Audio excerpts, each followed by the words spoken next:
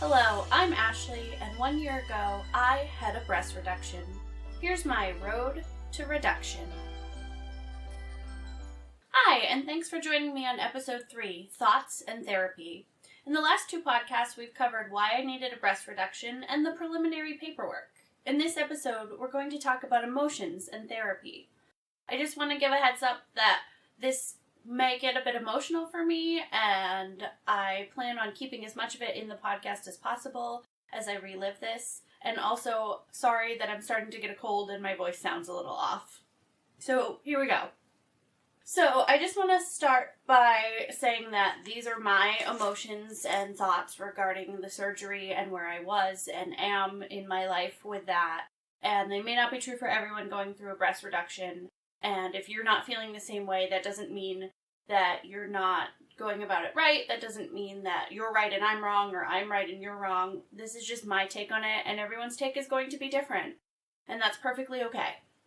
So to start with, going into the surgery, I knew I needed it for health, but I didn't want it for personal reasons. Like, personally, I was not at a spot where I was unhappy with my body. And I was not at a spot where I felt like I needed to make changes to myself. I was actually very, very content with my body. I mean, I got annoyed with things that larger breasts bring. Like, I got annoyed with shopping, and I got annoyed with things never being in my sizes and stuff like that. But I wasn't unhappy.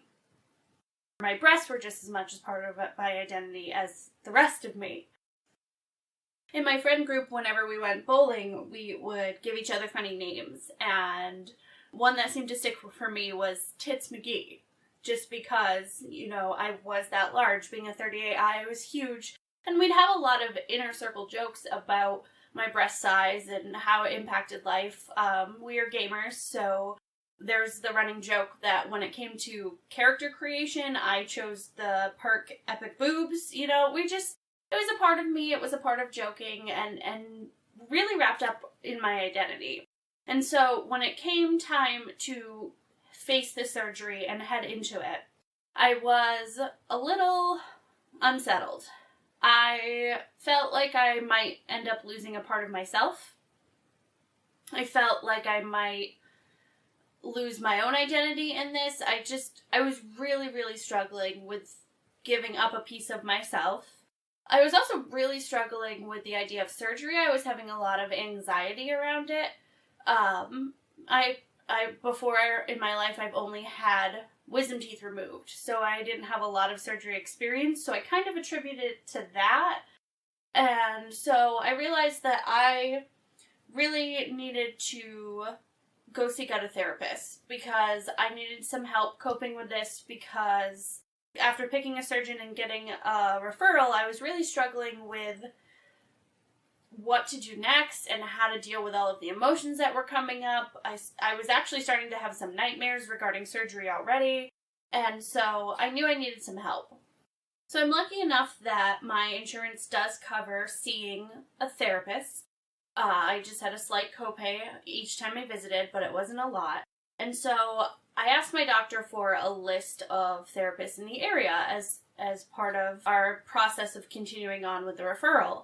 And I specifically asked for a woman. I didn't feel comfortable sitting down and talking to a man about this. It just wasn't something that felt right to me at the time. And so this list came in the mail of therapists, and it was just the generic list from the doctor's office, had everyone on it. 90% of them are male.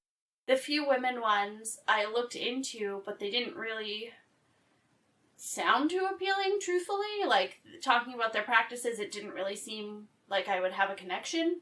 So I started doing some Googling, and I found a therapist that her website talked about how she dealt with a lot of women's issues in her therapy practice and how she was very focused on women. And I was like, this could be a potential therapist. And so I reached out to her and I asked if we could do just like a 15, 30-minute sit down, see if we're a good fit. And she responded that she would love to do that with me. We set up a time. And so I went in for that, and I was very nervous that it would be awkward. I was very nervous that this wouldn't be the right one and I'd have to go looking again.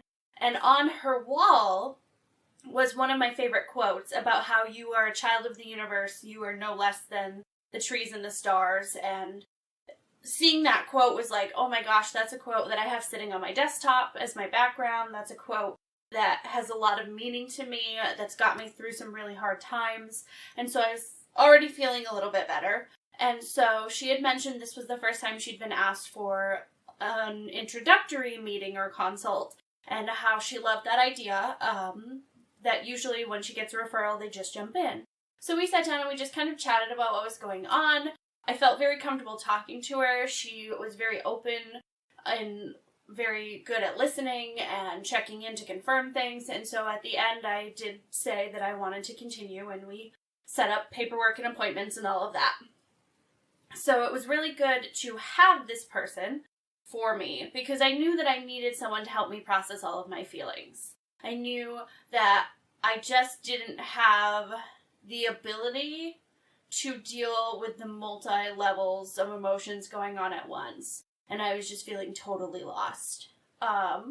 Something I do want to point out, if you are someone who is looking for a therapist, whether it's about this surgery or about something else, ask for those introductory meetings. Try out a couple sessions with them. If it doesn't feel good, don't stick around. If your therapist is not meeting your needs, or you're just not a good fit, that's nothing wrong with you. That's nothing wrong with the therapist. You just may not be on the same page, and you may not be a good fit. Just like you might not be a good fit for being friends with someone or dating someone. So your therapist needs to be someone who you can trust innately. And if you're not feeling that, find someone else. And also, if you need a therapist for anything in your life, it's not anything to be ashamed of. It's not anything that someone should give you a hard time about, which I did have going on in my life from a couple people. And that's just not their business. If I need someone to sit and process with, I need someone to sit and process with. And I knew that I didn't want to place that on my friends, that maybe my friends couldn't help me process the way I needed to, and I needed an expert. I just knew I needed some support through this. And if you need support from a therapist regarding anything in your life, please seek it out. It is so important to your mental health, to keep yourself going, to make sure you are healthy and happy. Mental health needs doctors just like your physical health does too. So I've now met my therapist, and we go into our first appointment, and she's just kind of digging through history and stuff, and getting my thoughts on surgery, and getting, why I felt like I needed someone. And it was very good to just have her start asking these questions and start dragging these pieces out, because I kept them in my head for a while, because I'm not a person who generally keeps a journal. Like, I pick it up for a week or two and then I'm back off it. I'm terrible about that. So it was nice to have a spot where I had to confront these, because I would have loved to just push everything off and kind of ignore it. That's one of my default methods of hard things, and it's not healthy, and I've been working on it, especially through that. And so we got to the end of the first session, and right before I was about to leave, she said something about finally understanding why I felt like I didn't want the surgery and I needed it. She said that at our first consult, that was kind of curious to her. She didn't quite understand where I was going with it. But after talking through the fact that my health was deteriorating, but mentally and emotionally, I was so content and happy with myself, and that I loved my body, which is not something that I feel like a lot of women can say or do feel even. I feel like a lot of us are very hard on our own bodies. And so she said seeing those two sides of me at war, knowing what I needed but what I wanted at war, was something that she had not expected around this surgery.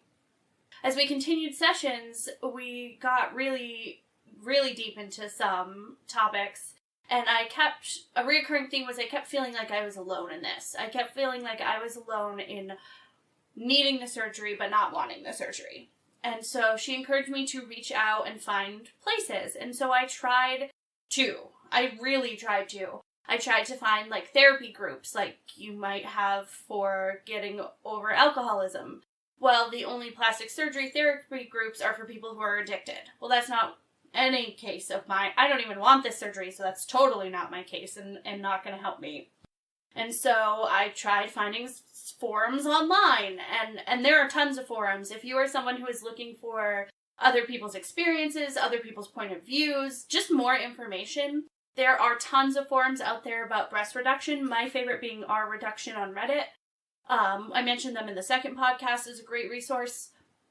But I found 99% of stories is, oh my god, I'm so excited about my breast reduction and I can't wait.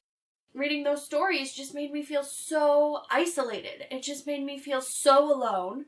Because here I am, not feeling that way, and as I try to reach out to find someone else, I continue to not feel like anyone else is there, and I'm continuing to feel so isolated, and it was hard. It was so hard to be in that spot.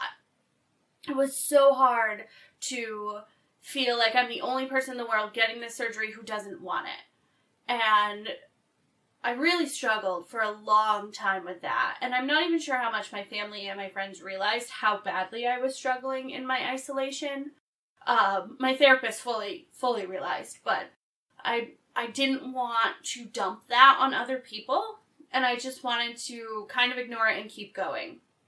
And that isolation, I think, made everything a little worse for me at the beginning of my process. Because I'm trying to find someone who feels the way I do so I can get confirmation that once the surgery happens, I'm not going to feel like I regret it. I'm not going to feel like I hate my body. I'm not going to be upset. I'm not going to just have regrets, because this is not a surgery you can undo. This is not something that I can be like, oh, I don't like the new boobs, go back to the old ones. I mean, it's not like changing your hair color. It can't just be colored over again. So I was really struggling with the isolation, and having a therapist was great because I had someone who could listen, and great because she had insights that I couldn't think of because I was so caught up in my anxiety and so caught up in almost a depression at times. I was just so caught up in the emotions that I couldn't stop and think about processing them. I really was a hot mess. I won't lie. I think I put on a good show outwardly, but there were a lot of nights where I struggled.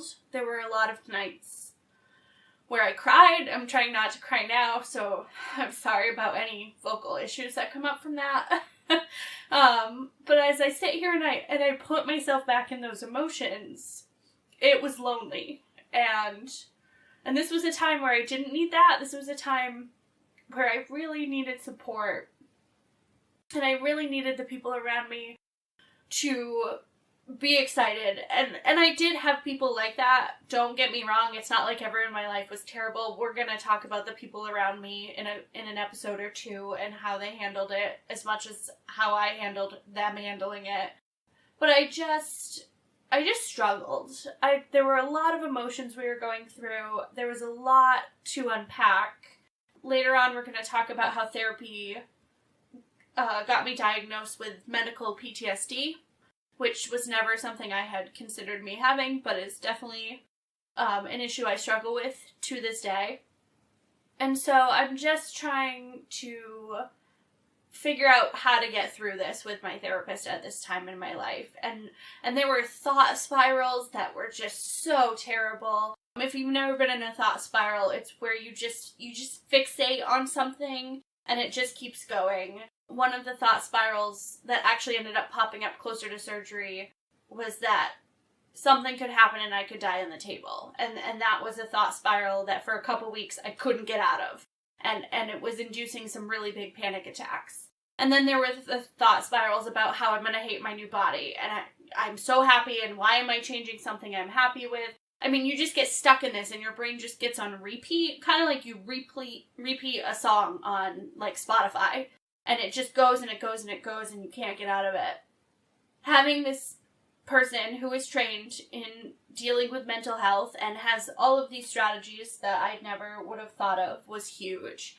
And very quickly in my therapy, we discovered that I was not doing a great job of self-care. And I think across the world, that's something that we all tend to neglect at times. For those of you who don't know, self-care are ways of taking care of yourself mentally and physically and emotionally. Like, it's a way of keeping yourself sane, of keeping yourself healthy and happy, and it looks different for everyone. It's very different for everyone. So one of my first assignments from her was to figure out what I was doing for self-care, which wasn't much, truthfully. I was doing a terrible job. And what I could do to take care of myself, to give myself moments of relaxation, to get myself out of these thought spirals and out of this isolated feeling.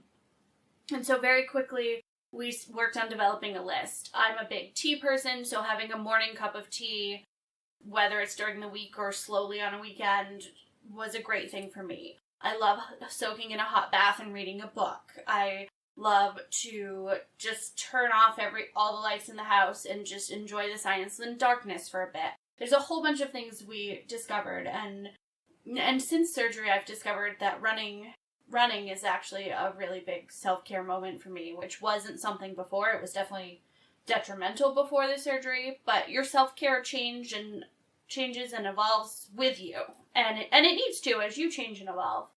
And so we were working really hard on just trying to get me okay with this surgery, and it took a while. It wasn't quick, it wasn't easy. So I started seeing my therapist June, July, I think, somewhere in there. I'm not sure. Again, I don't diary, so I don't have exact dates on some of this stuff. I continued to see her right up until surgery. And even after surgery, once I had gone through the healing process and was able to get out and be a bit more physical after healing. And she was a lifesaver. She is one of the few things I think that got me to the surgery.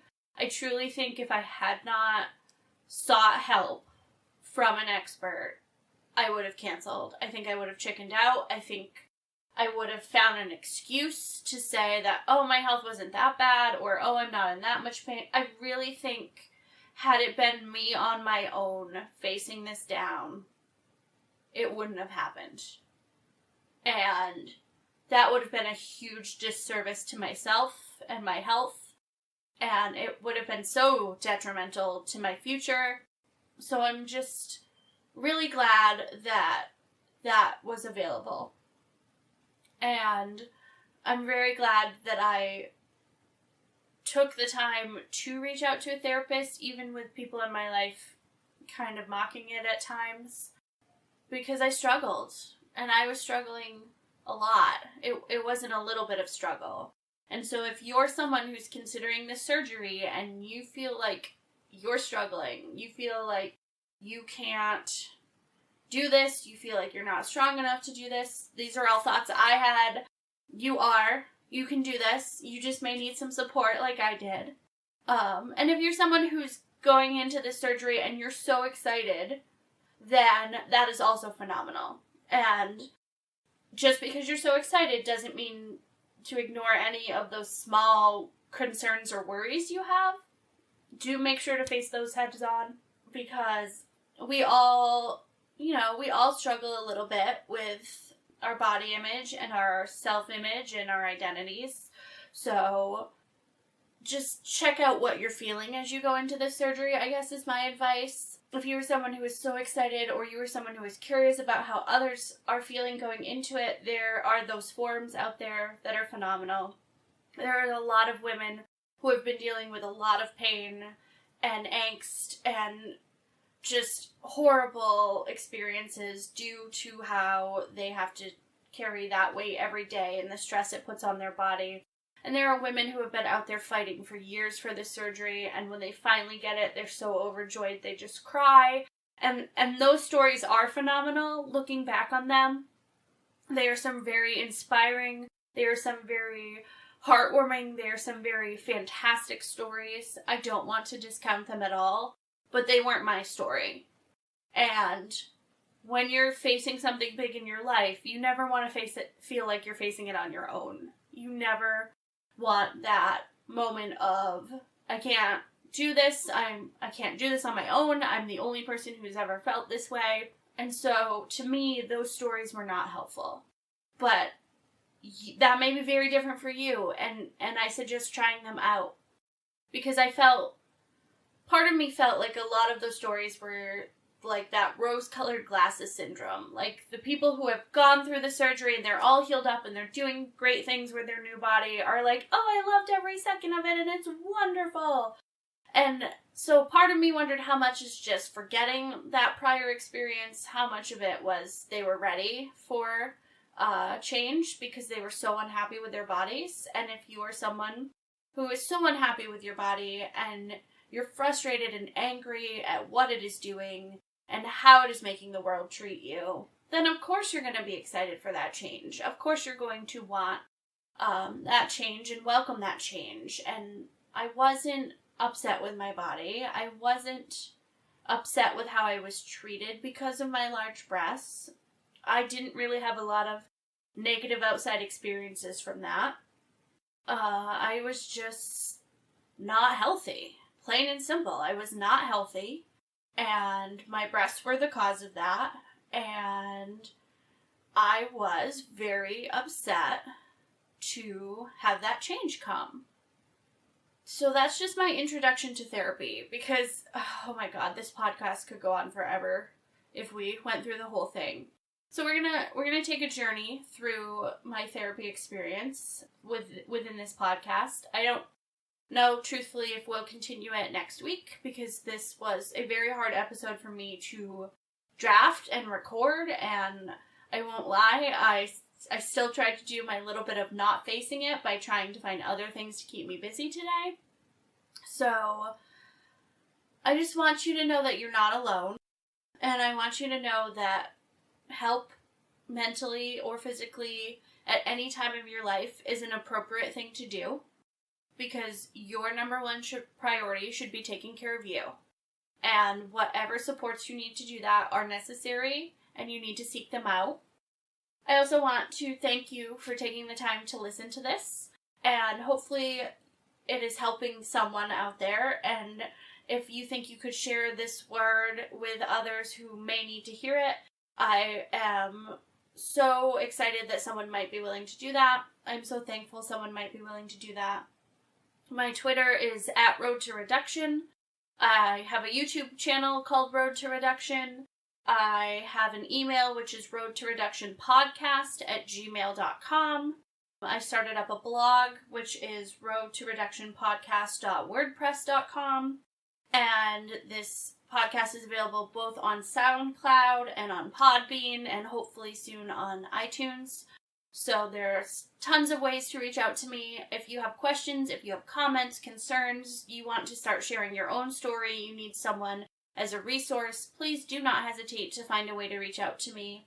I would love to help others through their journey as I feel like I was missing in mine.